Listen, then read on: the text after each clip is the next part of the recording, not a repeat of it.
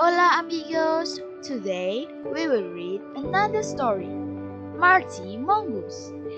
In the rainforest next to a wide river, there grew a great banyan tree.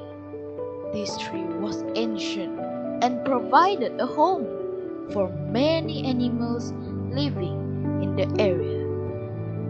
Henrietta Heron had a beautiful nest high atop the banyan tree. Cow crayfish live in tangled roots that enter the river at the water's edge. Sam, the black snake, had made his home under the great trunk of the tree. Marty Mongoose lived nearby. His home wasn't actually in the banyan tree, but close enough. The tree offered a cooling shade during the hot days and protection from heavy rains that fell every afternoon. Now you must realize that not all animals in the rainforest are friends. They depend on one another for different things, many times for food. To better understand this, let me explain how Henrietta, Carl, Sam, and Marty live within the great banyan tree. Henrietta Heron had built her nest by the river so she that would be close to the food she usually ate.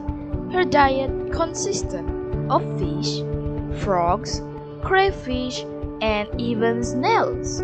She had a great home. Now, Carl crayfish live within the rocks and roots of the tree. Carl was really a scavenger. He would eat the pieces of food dropped by other animals, and his home offered him protection from animals that might snack on him. Sam the snake had made his home under the great banyan tree as it was close to many things he liked to eat. Sam preferred bird eggs but didn't hesitate to eat anything that he could catch, except maybe whole crayfish, as they were very hard to swallow. Can you guess what Marty Mongoose liked to eat? Well, if you say snakes, then you are absolutely correct. Marty liked to eat snakes of all types and sizes. One day, Henrietta was out looking for food. When she returned to her nest, she found that two of her eggs were gone. Oh, how sad she was! Something had gotten into her nest and eaten two of her precious eggs. She flew back down to the river so no other birds would see her crying. Then she saw Marty and said to him, "Sam must have slipped into my nest and eaten two of my eggs." "That is a shame," Marty replied in a sad voice. "Oh, what can I do?" Henrietta asked. Now, Marty knew that Henrietta and other herons liked to eat crayfish, and if there were an easy meal to be had, he was very interested.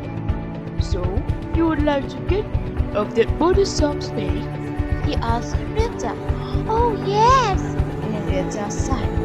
"I wish something would eat him." "Henrietta, I can help you," Marty said excitedly. "You and your heron friends need to catch all the fish and crayfish in the area, break them into pieces, and leave a trail of food from Sam's den to my home. He'll be busy eating the food and he will not realize that he is close to me. He'll be an easy meal for me and you'll be rid of his egg-stealing ways." Henrietta thought for a minute, smiled, and then flew off to talk with the other herons. Soon, the herons had captured all the fish, crayfish, even poor Carl, and made the trail of food between the snake's den and the home of the mongoose. Then they returned to their nest to watch. As Sam slithered out of his den, he was surprised to see all the fresh snakes just lying on the ground. Yummy, yummy, he thought to himself as he began eating. It wasn't long before Sam had eaten his way to Marty's home. As Sam opened his mouth to eat the last snake, Marty jumped out from the bushes. Well, I don't have to tell you what happened because you already know. But in case you don't, there was a big burp and Marty returned home. Did you see that? Henrietta asked other herons. Now our eggs are safe. Several days passed. Marty was hungry, but there were no snakes in the area. The other snakes saw how Sam had been tricked, so they left to find a safer home. Marty looked into the river and realized that the herons had taken everything from it to set the trap. Then he looked into the great banyan tree and saw Henrietta.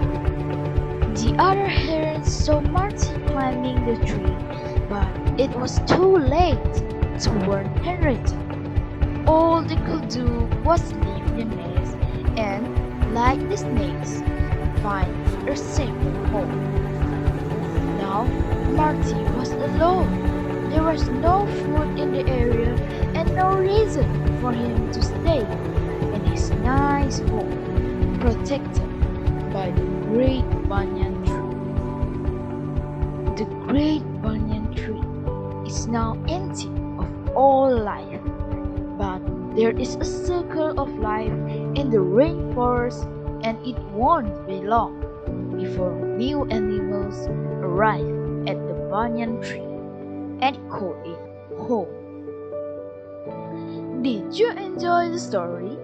I hope you do. Till next time, adios. Remember to click like and subscribe to our channel, JJ's Story World. Let your imagination fill your day.